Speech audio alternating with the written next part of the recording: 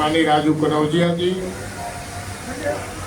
भाई अशोक सिंह जी, आदरणीय अरुण कुमार मिश्रा जी, संजय गहरवार जी, शिवराम मिश्रा जी, अनिल दुबे जी, सतीश मिश्रा जी, लक्ष्मी शंकर कुशवाहा जी, डॉक्टर शक्ति जी, मनीष जी, अजीत दुबे जी, अंकित दुबे जी और यहाँ उपस्थित भाई संतोष यादव जी, सभी का मैं हृदय से इस अवसर पर स्वागत करता हूँ कि इस पुनीत अवसर पे आपकी उपस्थिति हुई है और आपकी पावन उपस्थिति को मैं प्रणाम करता हूँ और आप सबके समक्ष एक ऐसे विभूति को मैं श्रद्धांजलि अर्पित करता हूँ दो पंक्तियों के साथ कि तू नहीं है फिर भी तेरी उल्फत अभी तक दिल में है। तू नहीं है फिर भी तेरी उल्फत अभी तक दिल में है, बुझ गई है सम्मा लेकिन रोशनी महफिल में है।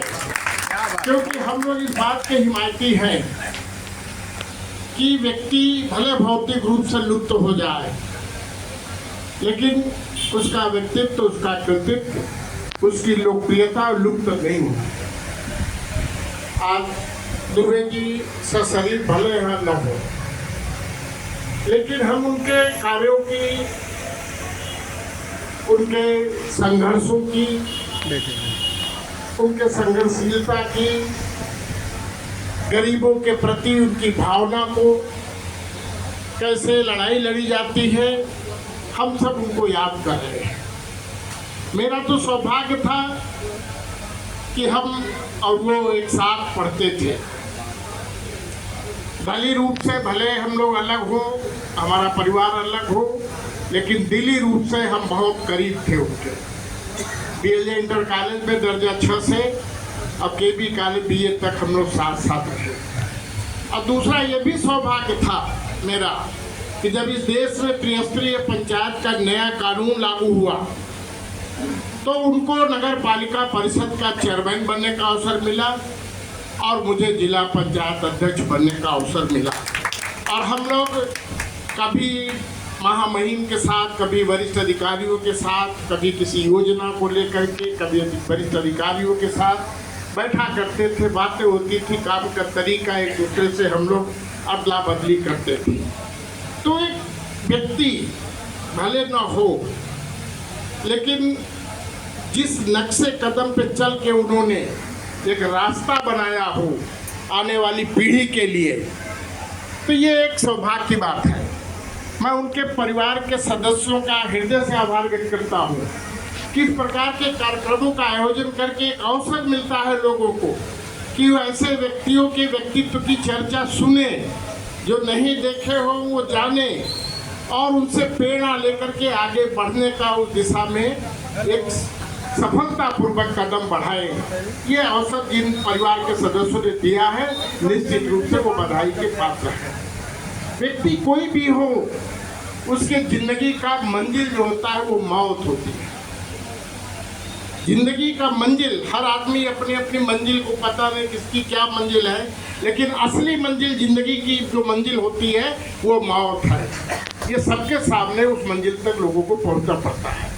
किसी ने कहा है कि सबको उड़ जाना है एक दिन तस्वीर से रंगों की तरह,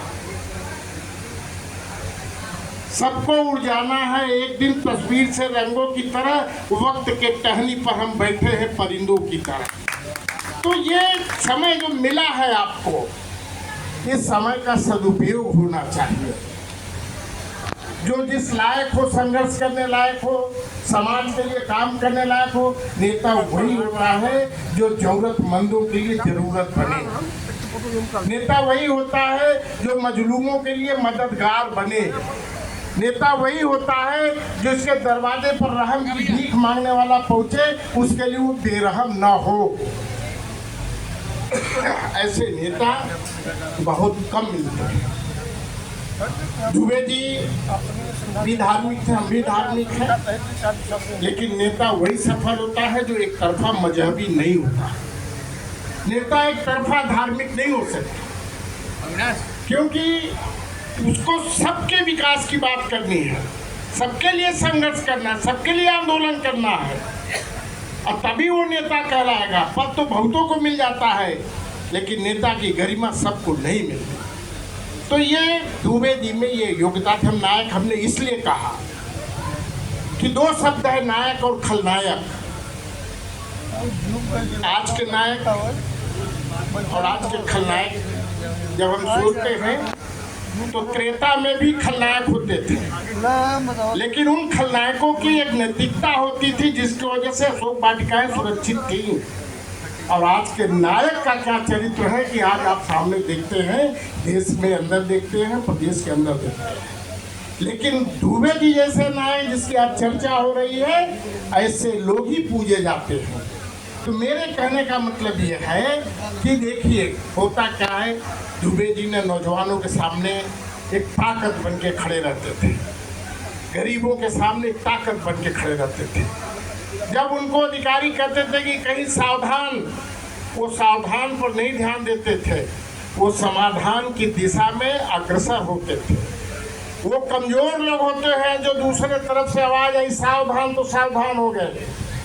नेता वो होता है, जनता में वो लोकप्रिय होता है जो अपनी नैतिक जिम्मेदारियों का निर्वहन करते हुए समाधान की दिशा में आगे बढ़ता है।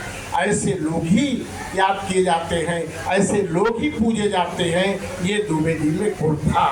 मैंने कहा कि हम लोग बहुत देर तक साथ रहे हैं। इनके हर कार्यक्रम में जब भी कभी लोहिया जी की जयंती मनाते थे गुरट्टी चौराहे पे, दलित संबंध कोई हो, लेकिन एक वैचारिकता के नाते, विचार के नाते मैं इनके कार्यक्रम में रहता था। पंडित उमाकांत मिश्र जी भी वहाँ साथ में रहते थे, मंच पे विराजमान रहते थे। तो ये वैचारिक संबंध एक अलग होता है, दिली संबंध अलग होता है, दलित संबंध अलग होता है। अगर हम वैचारिक रूप से कभी किसी दिशा में सोचेंगे तो जरूर हम आगे बढ़ेंगे, जरूर ऐसे ऐसे कृत्य को लेकर के हम आगे बढ़ेंगे। तो आज ऐसे महान पुरुष को हम लोग इसलिए आज श्रद्धांजलि अर्पित करते हैं कि लोग इससे प्रेरणा ले। जब भी जिसको जीवन में जितना भी समय मिले वो लोकप्रियता की तरफ बढ़े, आगे बढ़े, क्योंकि व्यक्ति वही महान होता है जो महान कृत्य करता है। जन्म से कोई भी महान नहीं होता और आपके बस में नहीं है कि आप महान बनिए, लेकिन महान काम करना आपके बस में है, वो आप कर सकते हैं, उस पर कोई रुकावट नहीं है। तो इसलिए ऐसे व्यक्तियों से प्रेरणा लेना चाहिए और अपने जीवन को भी खुशहाल बनाना चाहिए कि जो व्यक्ति संघर्ष किया हो, जो व्यक्ति मोर्चा लिया हो, जो व्यक्ति आंदोलन किया हो। आज तो राजनीति बहुत लोग करते हैं, दलित प्रतिनिधि तो बहुत हैं, जनप्रतिनिधि कहाँ दिखाई पड़ते हैं जो जनता की बात करें।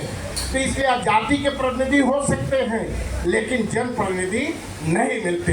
तो इसलिए मैं ज़्यादा समय नहीं लेना चाहता। अरुण जी मिश्रा जी ने जो एक बात कही उससे थोड़ा सा मेरा एक वो है, मैं उनसे क्षमा मांगते हुए बात कहूँगा कि धरना अलग होता है, प्रदर्शन अलग होता है, ज्ञापन अलग होता है। और कहते हैं कि हम किसी काम का विरोध कर रहे हैं, हम कहीं अगर ज्ञापन देने जा रहे हैं तो ये प्रकार का प्रत्यावेदन है। हम ध्यान आकर्षण करने के लिए, अपनी बात पहुंचाने के लिए जिस दल का प्रतिनिधिमंडल जाता है, चाहे राज्यपाल से मिले, राष्ट्रपति से मिले, चाहे जिले के या चाहे प्रदेश के, चाहे देश के वरिष्ठ अधिकारी से मिले, वो एक ज्ञापन होता है। प्रदर्शन वो होता है कि जब हम किसी के खिलाफ कहीं प्रदर्शन करें, घेराव जब वो होता है किसी अधिकारी के खिलाफ घेराव करें, वहाँ पुलिस अपेक्षित होती है कि पुलिस आएगी, लेकिन ज्ञापन देने में पुलिस की आवश्यकता नहीं होती। हाँ, सुधार करने की जरूरत है। जैसे आपने कहा आजकल किसी के जन्मदिन पे या कहीं पुण्यतिथि पे लोग अस्पतालों में जाते हैं, एक केला एक मरीज को देते हैं, 10 लोग एक केला को पकड़े रहते हैं। वो थोड़ी शर्मिंदगी महसूस होती है, केला इतना वजनदार नहीं है, कुछ 10 लोगों को पकड़ने की जरूरत है। तो इन सब चीज़ों से जरूर प्रेरणा लेना चाहिए। लेकिन मेरा जो मैं व्यक्तिगत सोचता हूँ कि ज्ञापन देना ये हमारा लोकतांत्रिक अधिकार है कि हम उच्च अधिकारियों को उस परिस्थितियों से अवगत कराएं, उस समस्या से अवगत कराएं जिनके लिए लोग परेशान हैं। अगर उसका समाधान समय पे नहीं हो पाता तो आंदोलन का रास्ता खुला रहता है, तब फिर मैं उनका घेराव कर सकता हूँ, सड़क पर प्रदर्शन कर सकता हूँ, चक्का जाम कर सकता हूँ, वहाँ पुलिस आवे चाहे कोई आवे। आज किसान आंदोलन नहीं करते, उनको कील गाड़ दिया जाता है, लेकिन उनकी आवाज़ है वो दब नहीं सकती। लोकतंत्र में आवाज़ दबाई नहीं जा सकती। व्यक्ति को दबा सकते, आवाज़ नहीं दबा सकते। मैं ज़्यादा समय नहीं लेना चाहता। इन्हीं शब्दों के साथ एक बार पुनः मैं महान विभूति को बड़ी अकीदत और श्रद्धा के साथ श्रद्धांजलि अर्पित करता हूँ, नमन करता हूँ। बहुत बहुत धन्यवाद।